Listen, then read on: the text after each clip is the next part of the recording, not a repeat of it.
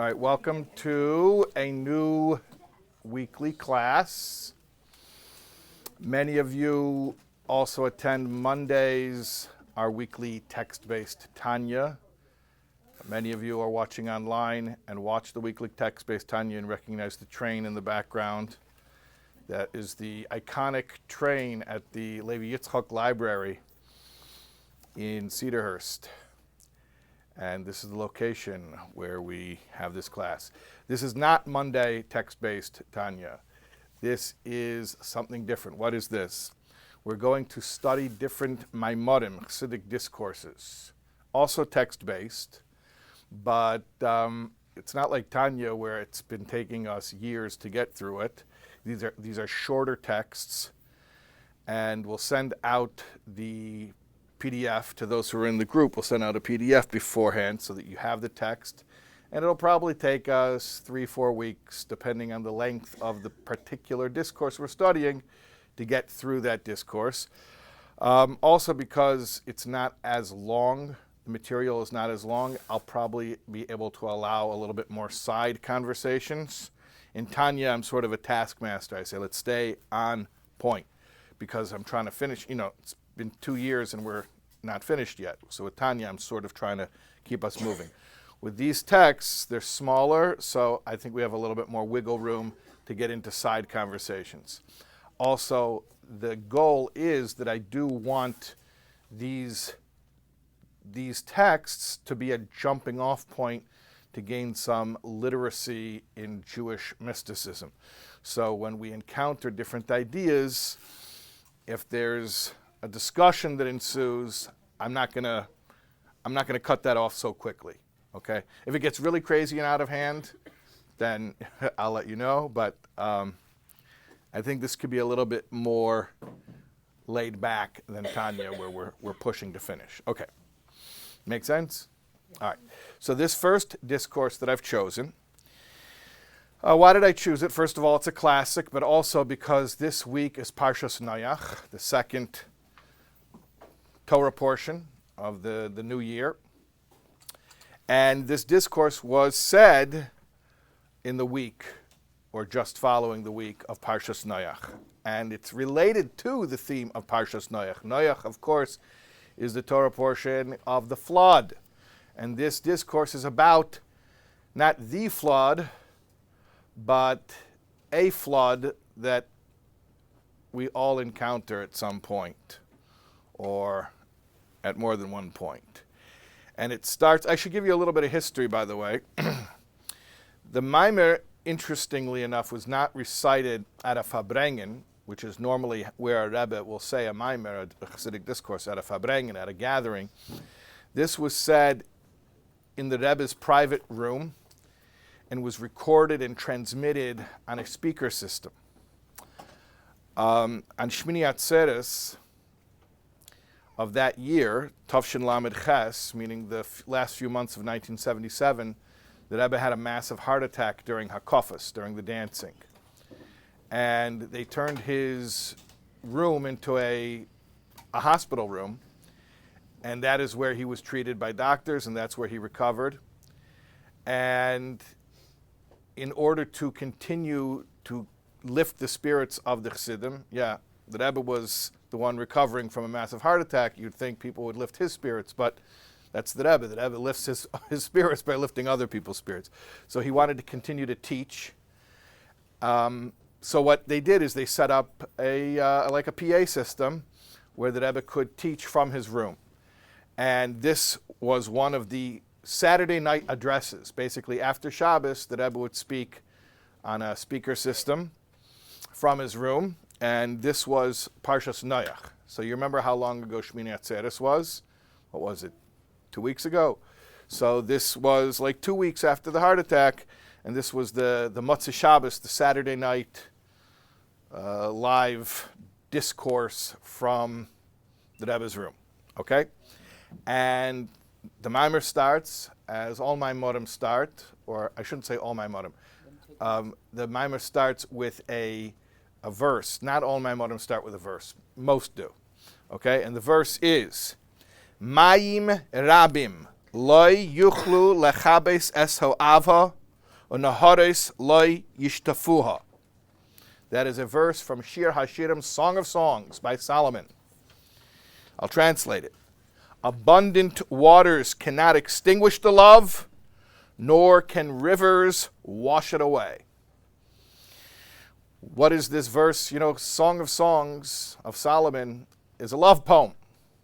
It's a love poem about the intimate relationship between the Jewish people and Hashem, and it's written in the guise of two lovers, but that is a metaphor or a parable. So the waters, the abundant waters, cannot wash away the love, meaning the love that we have for Hashem will not be extinguished. They're like fires, fiery, passionate love. They will not be extinguished by the waters. Okay, what are these waters that would extinguish the love, or you would think they might extinguish the love, and we're being told, no, but don't worry, the love of Hashem is so fiery and passionate, even the mighty waters will not wash it away. What are these mighty waters? Okay. It is brought in the discourses of the Rebbeim. That means the previous Chabad Rebbeim. I should explain to you that the Rebbe's style is very much an analysis and study of 6 previous generations of Rebbe's teachings. So when you learn the Rebbe's Maimarim, you get a nice overview of all of the Chabad teachings from the Alter Rebbe on down. The Alter Rebbe and the Mittler Rebbe and the Tzemach Tzedek, and the Rebbe Maharash, the Rebbe Rashab, the Frierdiker Rebbe. It's all included there. So the Rebbe says, it is brought in the Maimarim, in the discourses of his predecessors, meaning this is not the Rebbe's novel idea. The Rebbe will present some novel ideas, but at this point, this is stuff that anyone who's a student of Chabad Chassidus would be familiar with. MAYIM RABIM kol tirdes haparnosa. That the abundant waters are the worries about making a livelihood. The abundant waters are the worries about making a livelihood.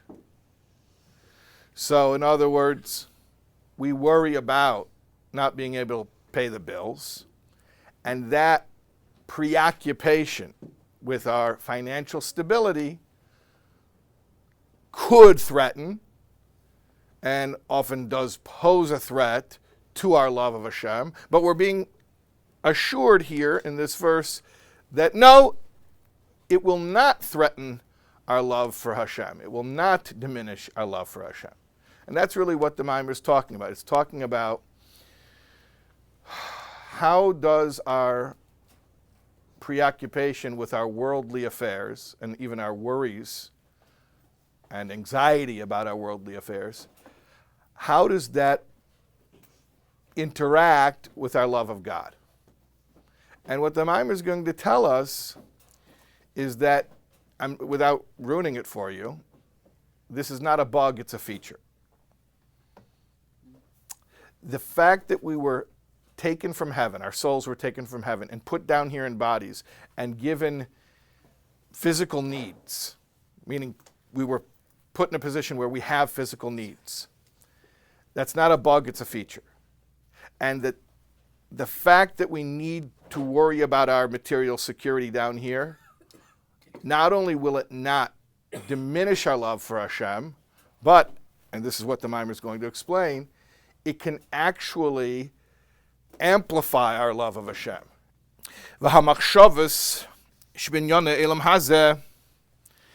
And thoughts about the material world.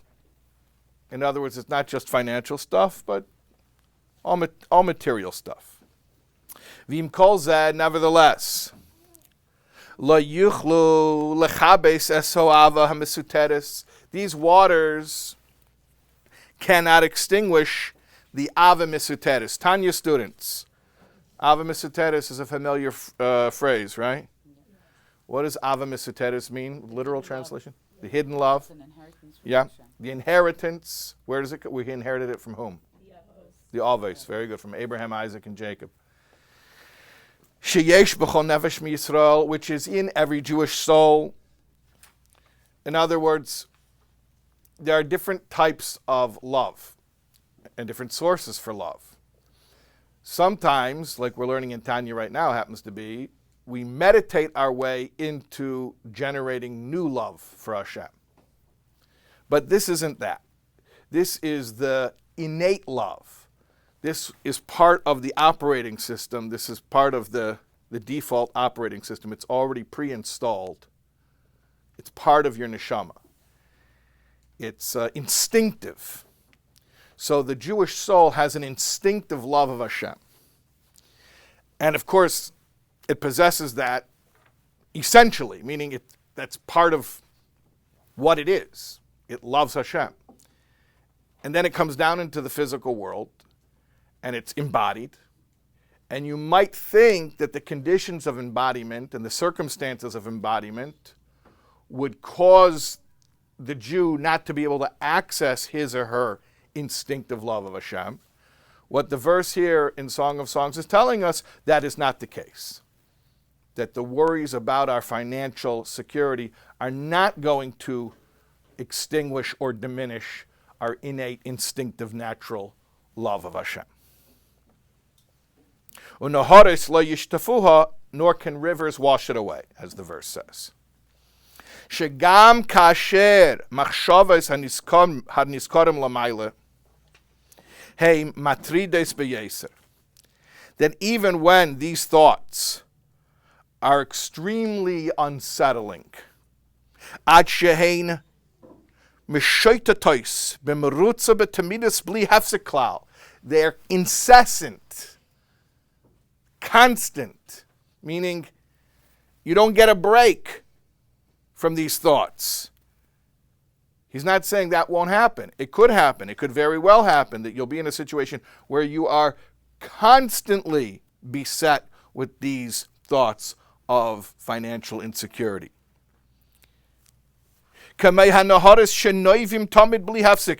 Which is precisely why it's metaphorically described as a river, because a river's constantly gushing and flowing.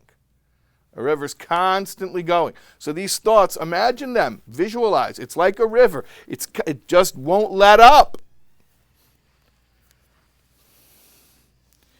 V'naidi v'azli b'shetev gadol. They are gushing and streaming with a powerful current. Mikol mokem, nevertheless, lo yishtavua, lo ava, it will not wash away the love, and it will not extinguish it. Okay. So as I told you, this is not the Rebbe's original thought. Obviously, the verse is from Shir HaShirim, from Song of Songs. The explanation of the verse originally is in Torah Or. Torah Or is a sefer of MAYIM of the Alter Rebbe for my Tanya students. How is Torah Or and Likutei Torah, for that matter, different than Tanya? So, well, that's one big difference. Tanya's a practical guidebook, a manual, and the Maimorim are sometimes explorations of deeper ideas. It doesn't necessarily have the practical application included in it. But also another difference is just the way that it came to be. The Tanya, the Alter Rebbe sat down and wrote it over a period of many years and was extremely exact with every word. Sometimes it's called Torah Shebechsav of Chassidus, the written Torah of Chassidus. Torah Or and Likutei Torah are Maimorim that the Alter Rebbe himself delivered, meaning just like we were describing the Rebbe delivering an oral address, so the Alter Rebbe would say Maimorim. So Torah Or and Likutei Torah are Maimorim, are oral addresses that the Alter Rebbe delivered and were transcribed.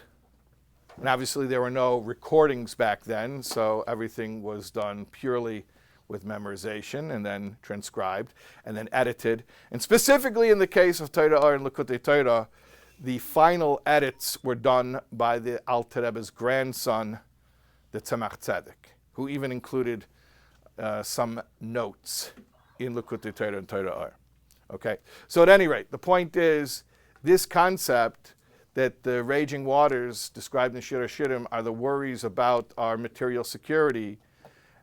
Not putting out the fire means that it doesn't diminish the love, the innate love the soul has for God. That concept comes from as far back as the Alter Rebbe and was re-articulated in various discourses of the previous Rebbe.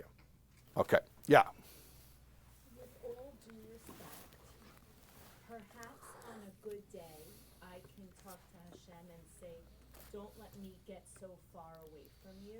Yeah. However, my bigger thought is, do you love me?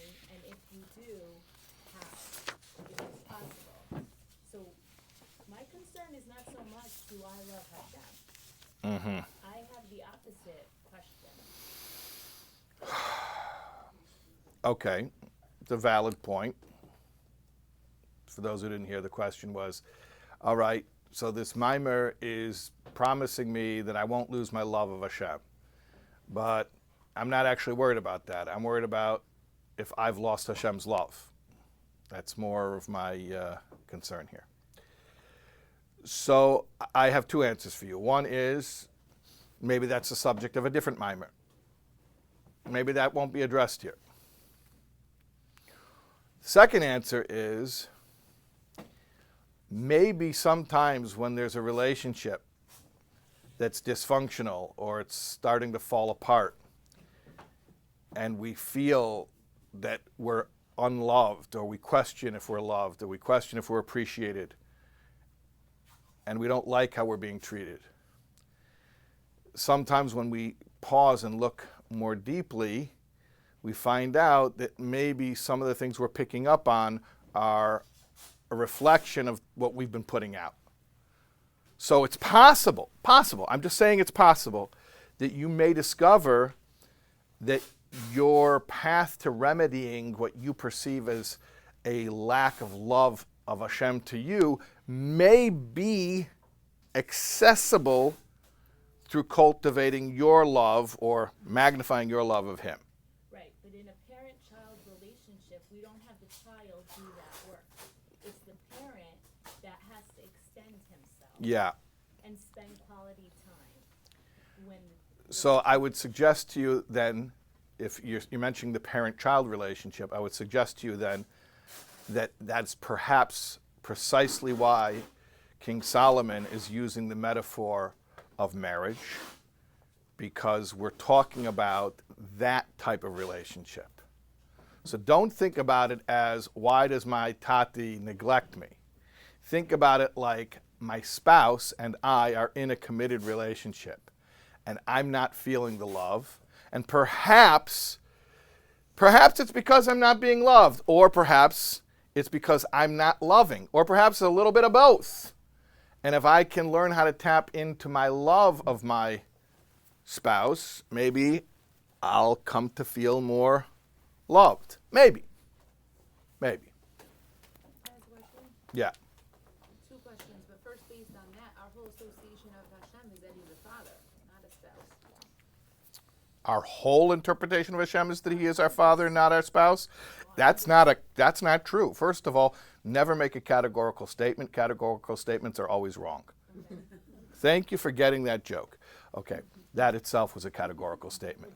Don't say our whole relationship with Hashem. No, that's not true. There are different contexts. There are different contexts. Sometimes He's our Father, sometimes He's our King. In this case, we're talking about Him as our spouse, our husband. There are different contexts. And we use the context that's most helpful. Remember, Hashem is infinite. He's not limited to any of these descriptions. These descriptions are for our sake to help us in particular contexts. So the helpful context, the way that Shlomo Melech, King Solomon, is contextualizing this aspect of the relationship, is that of husband and wife. So that's going to be the helpful paradigm. Okay. My other question was that the mimer is describing this instinctive and natural love. Mm-hmm. But instinct and nature seems easier to access even in troubling times. It's our instinct, right? Like my instinct, I could be super stressed out, but my instinct is directing me, telling me. How Right. when it comes to our love for Hashem, sometimes it doesn't feel instinctual or natural in those anxious. Yeah, but that's precisely the point, that it is instinctive and natural, and therefore, at worst, we've lost touch with it. But it's never gone. It's always there. And it's not something we have to learn. It's something we have to return to. So this is part of the message here, is that we're talking about something that should be, I don't want to call it easy, because it's not easy, it's hard work, but simple to fix. Because we're not asking you to become something. We're asking you to tap into something that's there. And maybe you lost access to it, but that's all it is. You lost access. It doesn't feel like it, though. Yeah, it doesn't feel like it. You're right. That's because we lost access to it. But it's still there. Sometimes... Isn't it why it's called avoida? That's why it's called avoda, because it's work. Avoda. Yeah. It's work. Yeah, even tapping into something that's already there is called work. What were you going to say? I'm confused about the two categories of this. There's those who don't struggle for livelihood and maybe don't relate to this stream of anxiety. And then there are those who are trying to eat and trying to give their kids food. And if they don't think about their livelihood, then their kids starve to death. Okay, I think, So the yeah. connection of love to Hashem, to me, like it's not relating the dot to dot.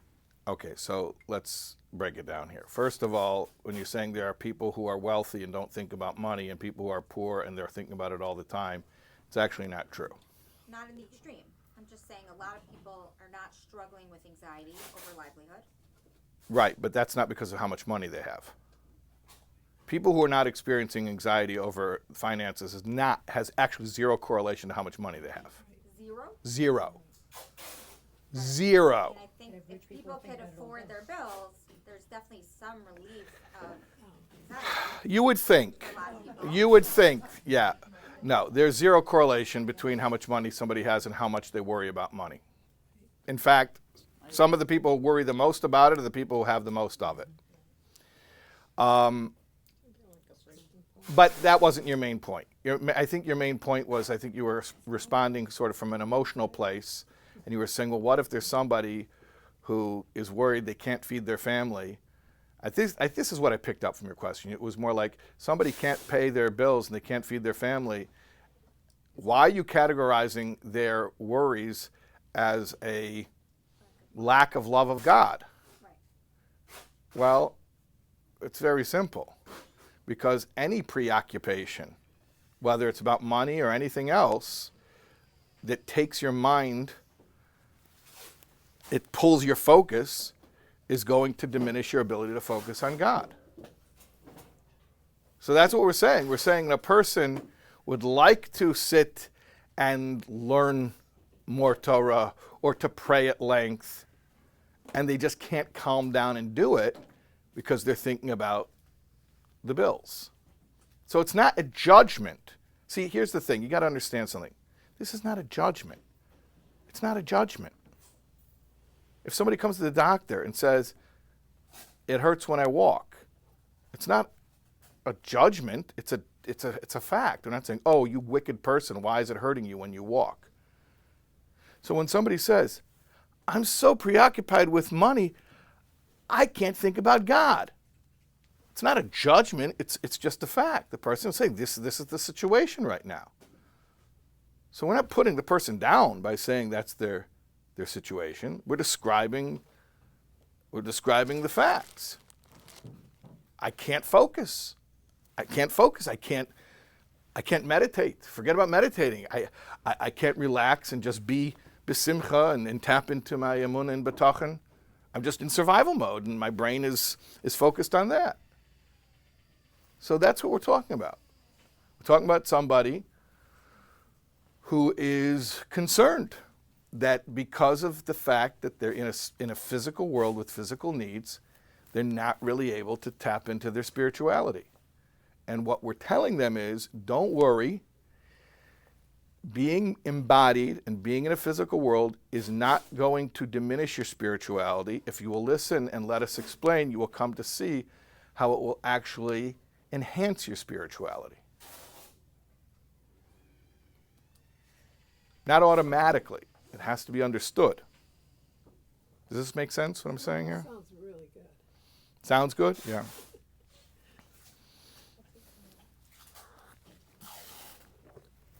How are we doing on time? Got a little time still. Okay, let's continue here. We're on chapter 2. First chapter is a short chapter. Okay. Ubi or dio koloshin tir des haparnosa. Now the Rebbe starts to analyze the exact wording, the language that the Alter Rebbe used. He used the word tirdois haparnosa, preoccupation or anxiety about a livelihood. Hine ksiv, it says, Yagia kapecha kiseichel gaimet. It's a verse from Tehillim, from Psalms. When you eat of the toil or the labor, the work of your hands. You eat from the work of your hands. V'yadua hadiuk bazeh, Yagia kapecha dafka. And it's known, meaning this is something that's said in many places, that the reason that the wording there in that chapter of Psalms is the work of your hands means, as he's about to explain, the work of your hands, not the work of your mind and heart. That when you're earning a living, you should invest your hands, not your mind and heart. Now, what does that mean? Do you do your work mindlessly? No, it doesn't mean that. But hands means your extraneous capacities, and mind and heart means your internal capacities. That when you're making a living, you shouldn't put your deepest self into it. That it should be something you do superficially. Meaning to say, don't take it home with you. Don't identify with it. Don't make it your identity and who you are, and don't make it where you receive your validation and your meaning in life and your purpose in life. Do it because it's a means to an end. You have to make a living. Okay, so make a living. The Galosha story is good. You want to request stories here? Yeah? Put it Okay. in the request. Why not? No problem. Okay. Request for the Galasha story. There was a chassid who spent a Shabbos in Lubavitch by the Rebbe Shab, and he owned a galoshes manufacturing factory. And because he was the factory owner, he was worried about the factory, and he would think about it. And even on Shabbos, he was preoccupied with what's going to happen on Sunday at the business. So after Shabbos, the Rebbe Shab said to him, you know, it's very funny, I've seen many people with their feet in their galoshes. This is the first time I've met somebody with his head in his galoshes. Yeah, so you put your hands into your work, don't put your head and your heart into your work.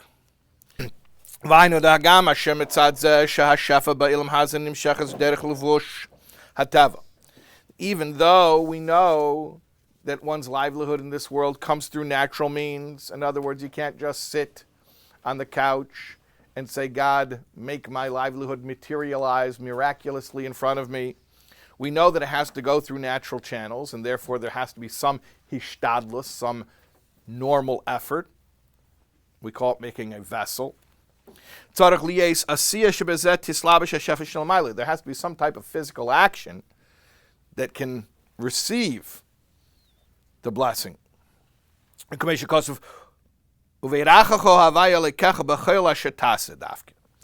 the verse says, Hashem will bless you in everything that you do. Everything that you do. In other words, of course, the source of the livelihood is Hashem's blessing. But what you receive it through, or what you draw it down with, is your action. So you have to do something. Your doing doesn't generate the livelihood, but your doing creates a natural vessel within which to receive that livelihood. So you have to do something. So we know you have to do something, but then you can't get carried away either. Yeah, do something, but it should be yagia kapecha. It should be your extraneous capacities. Don't get so deep into it. And what the Shah HaBitachon says, it's so relevant in this case, is that, yes, if you want to make a certain amount of money, you decide which career is going to give you that money and pursue that career. You're right. But Yeah. at that point, you don't invest all your energy and thought and mind into it because it's all a funnel from Hashem. Right. It's just a pipeline. Right. Because Hashem wants what we call deniable plausibility. He wants an alibi. He wants to say it wasn't a miracle that you received your livelihood. So he needs you to provide an alibi for him, which is doing something that could naturally explain how your livelihood came to you. But you shouldn't get carried away with it. Just providing Hashem deniable plausibility, so he can give you your livelihood without us identifying it as a miracle. So don't get carried away. Yeah, we said that.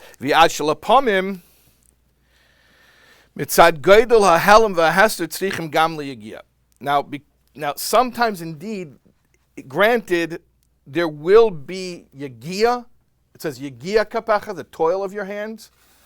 Toil means hard work. It could be that you will have to work hard. We're not telling you you're not going to have to work hard. But even when you work hard, it should be yagia kapecha. It should be the toil of your hands. And again, I don't mean we have to be all manual laborers. We don't have to all be ditch diggers. But I'm saying hands symbolizes your more extraneous capacities. Don't put your deep thoughts and emotions into your means for making a living.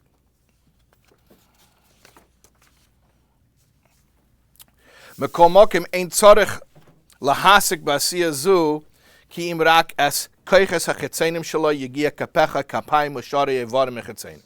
So we only invest our extraneous capacities. Avaloyas koiches hapnimim v'hanailim shebahamoyach v'leiv. Do not invest your inner capacities, your more lofty capacities that are in the mind and heart. You know why? Because to put your mind and heart into your living is misappropriation. You were given a mind and a heart. You're not an animal. You're a human. You were given the capacity to think deeply and to feel deeply in a uniquely human way. Why were you given that capacity? For one reason, to direct it toward your relationship with Hashem. And in fact, that is the purpose for which you were created. So to take that capacity, or those capacities of mind and heart, and to apply them to anything else is misappropriation. It already has a purpose for which it was designed. Yeah. And it sounds like teaching does that. It encapsulates emotion and a lot of energy. You saying if your job is teaching? Yeah, especially for Or psychology. So do you get paid to teach, or do you get paid to submit lesson plans to the administration? I tell people when I speak, I don't get paid to speak. I love speaking. I get paid to sit on a plane. So that's the part of it that's kapecha. The part of it that's kapecha, right, is booking the gig and getting the plane tickets and getting to JFK and making the flight. If I wanted to, I could get really, really deeply connected to all that stuff. And I could spend a lot of time with that silly stuff. And I have to remember to keep a distance from it.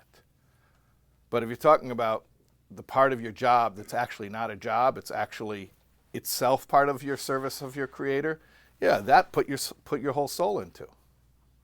Sure. There are different aspects of a job.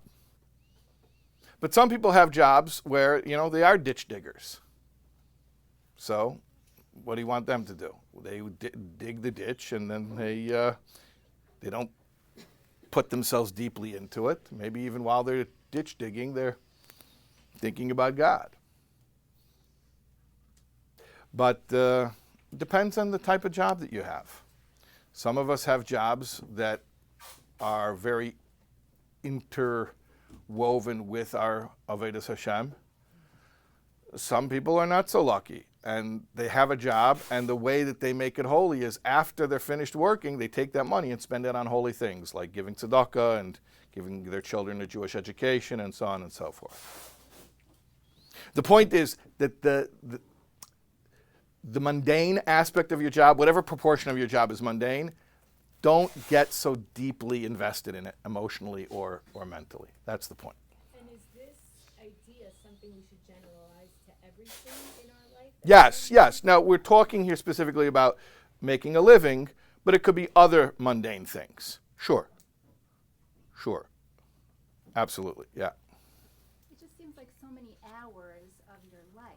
Like if you're working a full-time job, Yeah. 8-9 hours a day, you're supposed to like compartmentalize these mundane activities, Right. and not be in the spiritual mindset.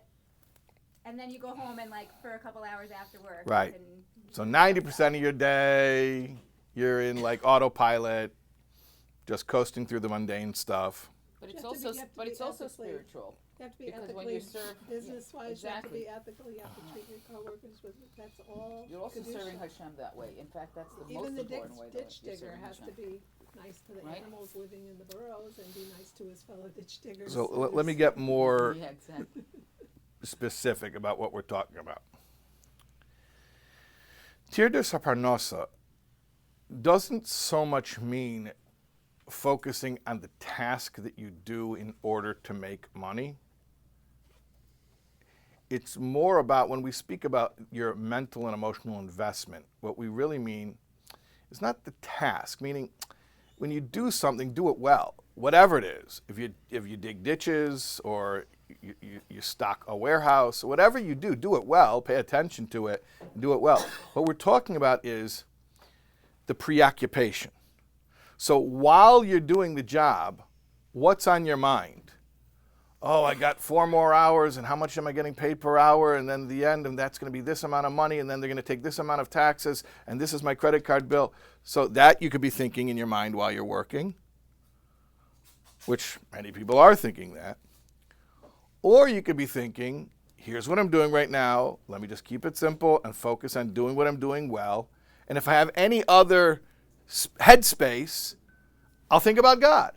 Maybe even I'll think about the fact that God is right here, right now. Maybe I'll look for opportunity to serve God right here while I'm working.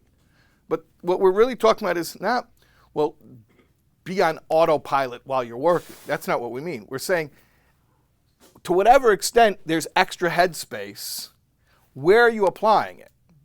Like while you're working and you have extra headspace, are you preoccupied about your bills? Or are you preoccupied with how you can be useful to Hashem?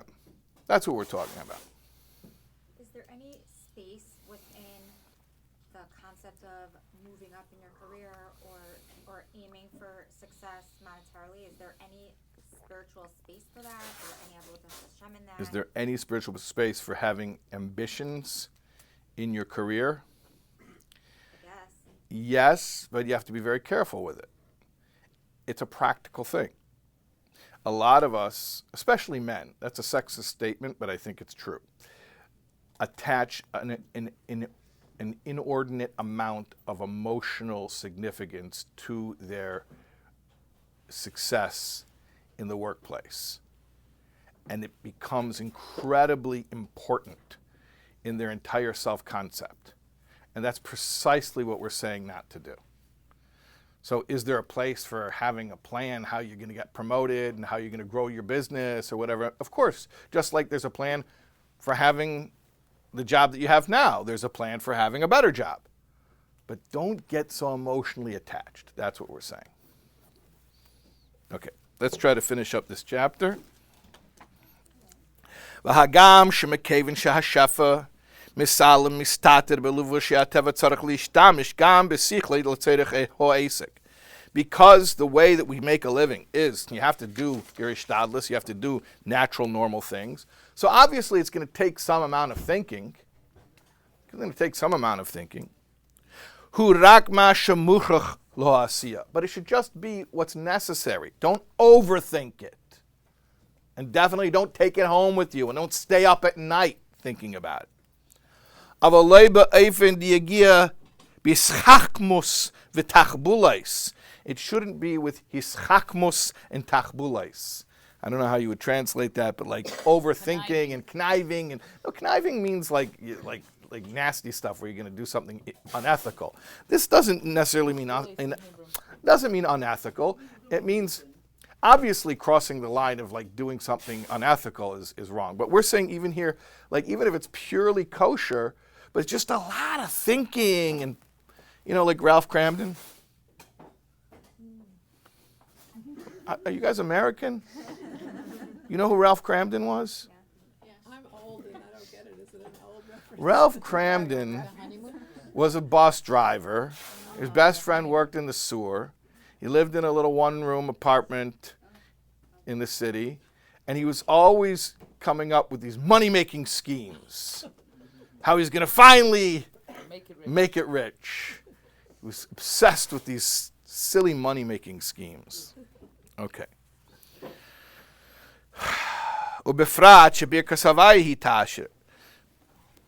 We know that it is Hashem's blessings that provide wealth. The job you do is just a garment, it's just a vessel or a conduit to carry the blessing. Your work is not the source of your livelihood. Big misconception. The work you do is not the source of your livelihood. The work you do is a vessel to contain the livelihood, but the livelihood is Hashem's blessing. And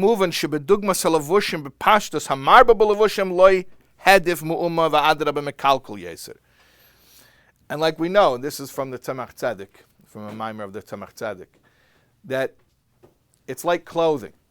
That if your clothing is too big, it's not functional. If you say, oh, you know what I'll do? I like this suit. You know what will make it even better? Make it 10 sizes more. But now you're tripping on it. So you have to think about, the word in Hebrew is levush, which literally means clothing, but levush also means the pathway of investiture, how the blessing gets processed and transmitted. So a levush doesn't just mean clothing, it means a conduit, it means a vessel. So just like you wouldn't say, oh, I got a great idea. If I like this suit of clothes, I know how to make it better, I'll make it bigger. But that's not functional. Now you're going to trip on it. You're not making it better. You're actually making it, you're turning it into an impediment. You're going to trip on it. So too, bigger is not necessarily better. So if you say, oh, I'm working this hard and I'm making this amount of money, I know what I'll do. I'll work even harder. I'll put even more of myself into it. It's not how it works. Really? Yeah, really. You see, there are people who work very hard and never get ahead, and other people who they fall backward into money and somehow they have a system that works. Yeah. What? That it's only Hashem's hashgacha that decides who gets what. The hard work is not proportionate to financial success. It's totally not. We see that. We see the Schwitzers who work so hard and they just never get ahead. It's not about hard work. Maybe not hard physical work, but maybe some people work like smarter. They just have that. Yeah, I know very smart people who, those people usually become consultants, by the way. The guys who have great business plans, but they never succeeded in business, they become consultants. I promise you, because if they needed the money. If they were succeeding in their own businesses, they wouldn't be consultants, I have to tell you that. Okay. V'zehu diakoloshin tirdes haparnasa. This is what it means, tirdes haparnasa, preoccupation with making a living. The agam shehu b'matzav nomoch sheyesh loi tirdes haparnasa, shezeh mara asher eine misbeinen kedaboy aliba denavshe shebirkas avayi tashir. So even when you're in a situation where you are preoccupied about money, which the Rebbe says here means that apparently you weren't thinking clearly enough about the fact that the source of your livelihood is only Hashem's blessing. If you were clear on the fact that the source of your livelihood is only Hashem's blessing, you wouldn't be worried about working more. But since you weren't clear on that fact, you're thinking a lot about working more. Mikol Mokim, nevertheless, and this is the big point here, Hine gam hatirdos lo yuchlu lechabes chas v'sholom esuava misuterish b'chol echad miYisrael. Even when you're in that situation, which is not a good situation to be in, but even when you're in that situation, it will not extinguish the love. Now that requires explanation because it sounds a whole lot like it does extinguish the love, or at least diminish the love. But what we're going to explain, and this is what you got to come back for, is that even when you succumb to these preoccupations, which if you were in a more spiritual mode of thinking, you wouldn't succumb to it. But even when you do succumb to it, it's not going to take you away from Hashem. How is it not going to take me away from Hashem? It already did. It already did take me away from Hashem. You're telling me it won't? We're going to explain. That's what you got to come back for. That's the cliffhanger. Yeah? Things. Why do we care? Like, why do I care if I came away from Hashem? If I care, then I'm already not away from Hashem. So this is the constant conflict of the Jew, that we think that we don't care. We're like teenagers who tell our parents, "Yeah, we don't need you," and then we see how long we can go before it starts gnawing away at us. So we really always do care. We always care. So we're never not. We're never not caring. We wish we could not care. Right, it would be easier. It would be much easier. Then we wouldn't come here. Then we wouldn't come here. That's right. That wouldn't be okay.